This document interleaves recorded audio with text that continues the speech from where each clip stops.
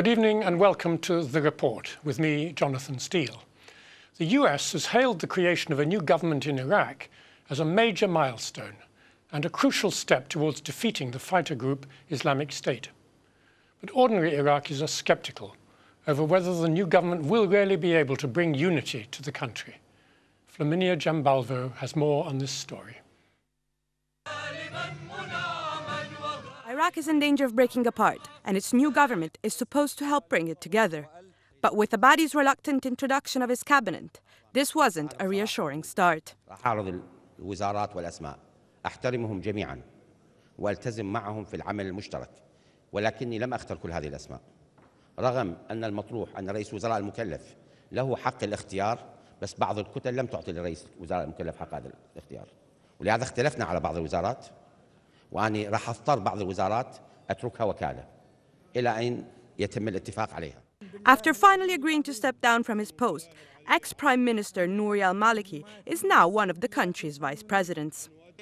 The new parliament is made up of a broad base of politicians, including 3 former prime ministers. However, 2 key security posts have yet to be assigned. The new unity government was welcomed by a series of international leaders who see it as a potential ally in the fight against the fighter group Islamic State. But a government that was meant to reach out to the Sunnis and the Kurds left at least one of those factions unimpressed.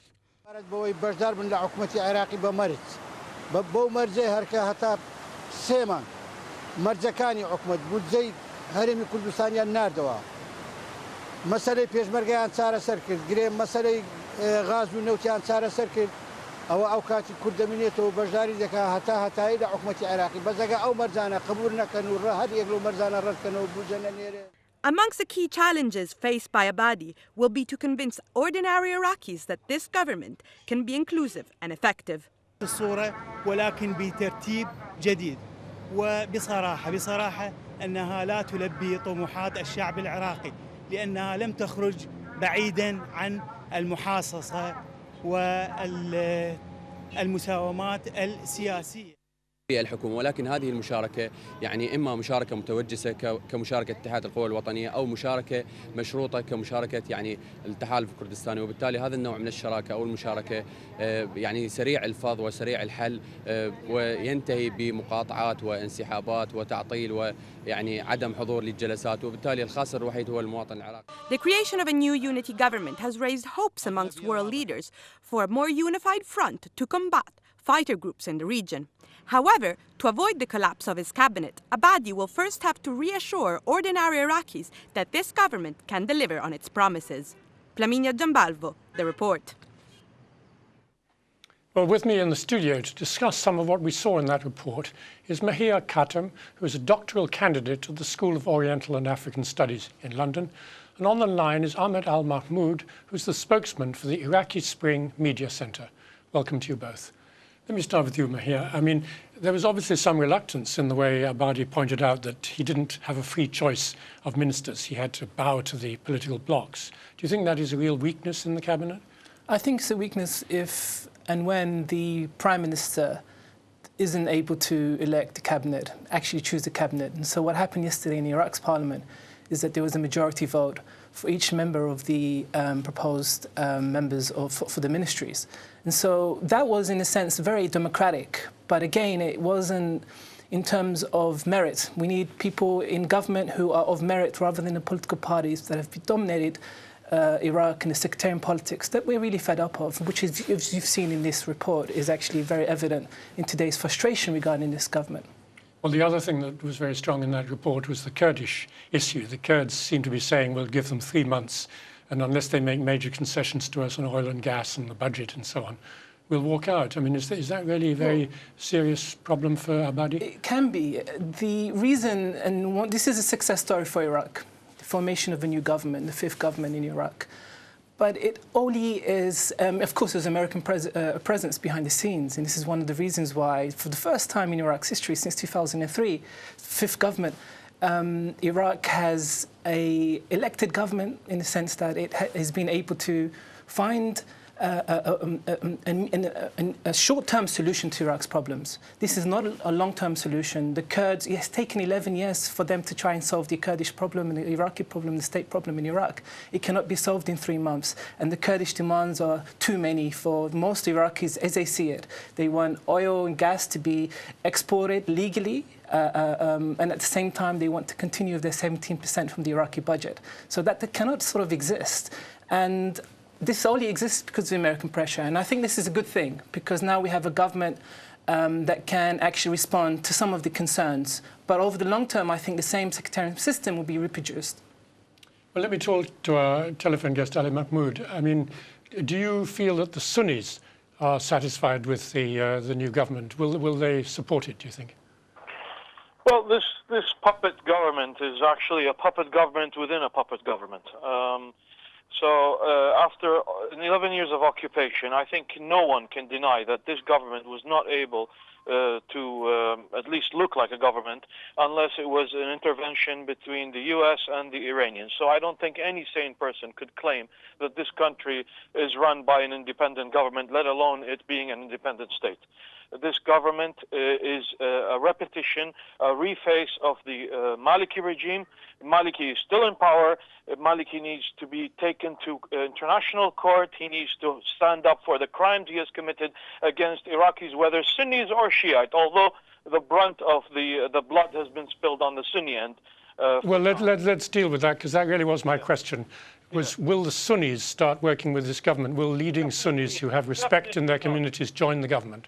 Definitely not. They will not accept this government. The Islamic Party, which claims its sole representation of the Sunnis, is a discredited party by most Sunni factions, whether religious or secular, and that is why we're back into the same game. All the faces that we've seen no one accountable for the last 8 years of the Maliki government. No one's been taken to court. No one's been taken even for questioning, for all the corruption, for all the crimes that have happened. And even as we speak now, Maliki was just seen a few days from visiting his generals in wherever he claims he's freeing. In Iraq, he's still the main guy. Haidar Abadi is just another puppet within a puppet government. Nothing changed. Well, okay, nothing's changed. So does that mean then that there's no way that ISIS power in western Iraq can be diminished? ISIS is an organization that basically fed off of the political process. It was overinflated, is still being overinflated in efforts to destroy a popular uprising that was completely away from all the ISIS-like kind of mentality. Unfortunately, ISIS has been allowed to be expanded. The Iraqi government has played upon the expansionism of ISIS, despite the facts on the ground say that they are still in short numbers of men, and that's one of the reasons why they couldn't even storm Baghdad. They're stuck in Mosul and Salah ad-Din, and the reason is because tribes are not cooperating with them. Despite everything that is being marketed on the media, that the tribes are with them, they're actually not. There's two separate battles, which the most large media outlets tried not to talk about, and that is, one is a popular uprising that concerns 8 years of Maliki's rule, and which also extends to people in the south, like the Sarkhis. They are Shiites and they are against the Iraqi government. Well, let me thank you for that. Let me come back to Mehiyar. I mean, he's saying that the tribes in western Iraq have risen up against the Maliki government, but do you agree with his line that they are not pushing back on ISIS? I think there's a lot of hate in your interviewer here, interviewee, and I think that type of sectarian language does no one any service in Iraq. Iraq has to look forward to a future where all of its different component parts can come together. And what we've just heard now is that for some reason the Shia have been killing the Sunnis. That hasn't happened. I mean, for instance, just a few weeks ago, when Mosul fell, Tikrit fell also, 1,700 soldiers, mostly Shia, were killed and massacred. And Amnesty International, Human Rights Watch are actually investigating this. So this is not a sectarian problem. This is a problem between different rival groups in Iraq trying to assert their presence over the future of the country. The only solution to Iraq's problems is not not to actually dwell on Maliki or any other politician, but to look at the fact that the structure itself is corrupt, the structure itself is sectarian, and that the Kurds and the Shia and the Sunnis that he speaks about are actually part of that. And this is a problem. And I mean, these are the leaders that we have now. We have to work with the current system. No, but you sound very pessimistic then. So, I mean, you accept that ISIS is a major threat. Yes. So how is it going to be pushed back? It can only be pushed back by a solution that can have a political solution over the long term. At the moment, the solution now is only to actually take over ISIS and to capture the lands that they've taken over. Over the long term, there needs to be a political settlement between Iraq's political leaders. And as of yet, with the ISIS problem, we cannot have that. But we can only, at the moment, solve the ISIS problem. And this is why Iraqis are frustrated. And this is why your interviewee here is also frustrated, and so am I. Because with the current government, services, the state allocation is actually part of the problem between different parties, who's trading between different ministries. This ministry is for me, this ministry is for you, and this is part of the problem. But at the moment, we have a problem. The main threat to Iraq is actually territorial integrity, and this may be a solution to this problem, ISIS being overcome. But actually, over the long term, we need another solution, and this is, you know, we speak about the Sunnis and the Shia and so on and so forth. At a grassroots level, no one is speaking like this. It's only the political leaders. But I'm optimistic because I'm actually trying to look forward to what's the immediate threat posed by ISIS and to overcome them.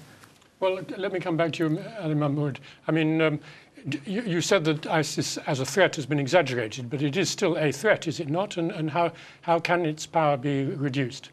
My dear, ISIS is a threat to everybody in the world. Unfortunately, your guest in the studio probably thinks I'm a Sunni, but I'm actually a Shiite who refuses this government and refuse anything that was appointed in coordination between the U.S. and Iran in Iraq, which are both still occupying countries of my country. So if he wants to stand next to the political process and try to put some makeup on it and try to sell it to us as a viable option, as something that has been changed, I would ask him now, what has been changed?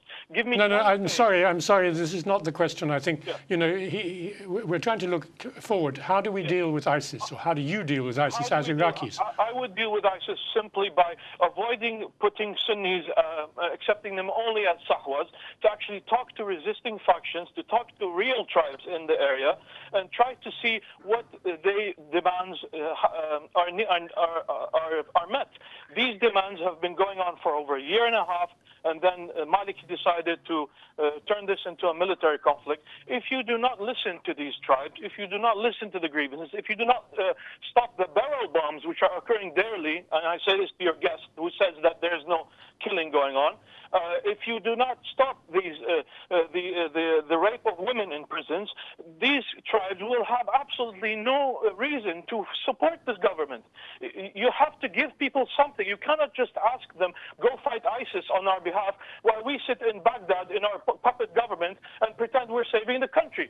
No, but I think that the general thrust of what you say is agreed by many people, that the government in Baghdad has a responsibility to bring the tribes on board and to deal with their grievances and stop the bombing of their territory. But will that be enough to get rid of ISIS? When are the tribes going to turn against ISIS?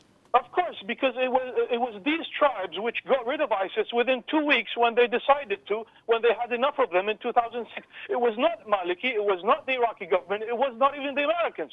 It was these tribes who got rid of ISIS, and these tribes are capable of doing it again and again and again. But if you do not listen to these people, and you only listen to a few stooges in the Iraqi government who belong to a political process that has been corrupt, it's been initiated in the London Hilton what is it called? Ajwa Road Hotel in the 90s, you're not going to solve a solution. I'm trying to save the Iraq and not waste the time of your viewers and yourself by just, saying new branding words about the political process. Well, I think we'll let our guest speak for himself, but I think he's also representing a new generation who's trying to find new ways that are different from these exiled elites of the past.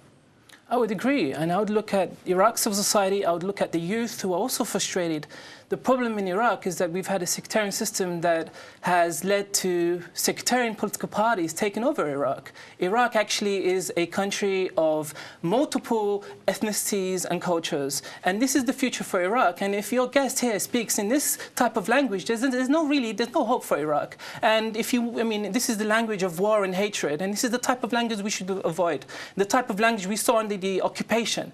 And so the future for Iraq is hope, and actually for them to come together. And I've seen this. I mean, I've worked in Baghdad for many years, and I've seen that people are less sectarian at a local level, at a grassroots level, than the political structure that's been imposed on Iraq. And therefore, when we rise up as Iraqis, we'll remove the political system that we have now, because that's the only solution over the long term. But we have to deal with ISIS at the moment. Okay, well, on that note, I'm afraid we've run out of time. We have to go now to our first break of the evening. But do join us in part 2 when we'll be looking at the rest of the day's news. And thank you to my 2 guests.